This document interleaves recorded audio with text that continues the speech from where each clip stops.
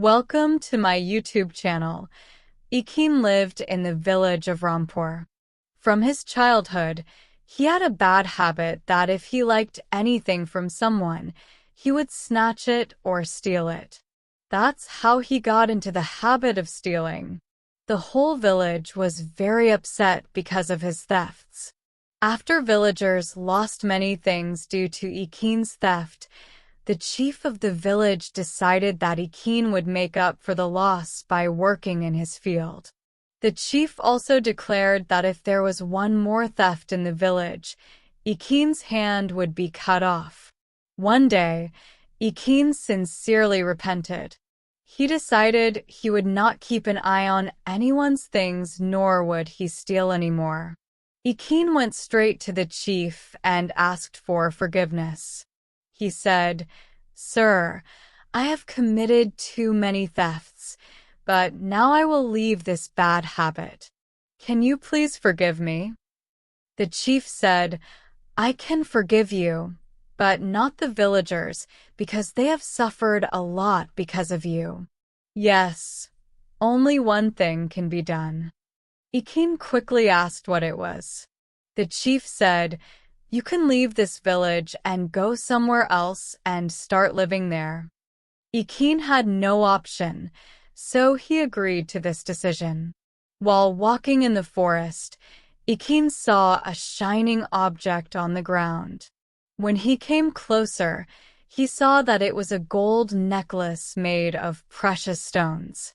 Ekene thought for a long time about whether to keep it with him or to leave it there. After thinking a lot, Ekene put the necklace in his bag and started walking again. When the forest ended, he reached the bank of a river. After crossing this river, he could enter the second village. People used to cross the river in a small boat to get to the other side and enter the village. When the boat arrived, Ekene sat down in it. There were 4 other people sitting with him, one of whom looked very sad. When everyone asked him the reason for his sadness, he said, "I am sad because my necklace is lost in the forest." Ekene asked how the necklace looked. The necklace Ekene got was exactly the same as the man described. Now, Ekene quickly brought out the necklace and gave it to him. The man became very happy and said, "This necklace belonged to my wife who died 2 years ago, and she gave this necklace to our daughter." The man thanked Ekene and tried hard to give some money to Ekene as a reward, but he refused to take it. Soon, they reached the bank of the river. When they reached the bank of the river, they all started going towards the village. Ekene started looking for work and finally got a job in a tea stall. Now, he used to work honestly. One night, when Ekene was returning home, he heard the cry of a girl. He took her home with him. He fed her and asked what happened and where her house was so he could take her there if she would tell him the direction. "I am the daughter of the person who owns this necklace. I have heard a lot about you from my father. He always appreciated your honesty a lot." After hearing this, Ekene asked, "Where is your father now, and how did you get into this situation?" She said, "My uncle was waiting for me to turn 20. As soon as I turned 20, he cheated and poisoned my father, and they were going to marry me to their crazy son, so I ran away. My mother was very rich. She gave all the property in my name, and whoever will marry me will also be the owner of the property.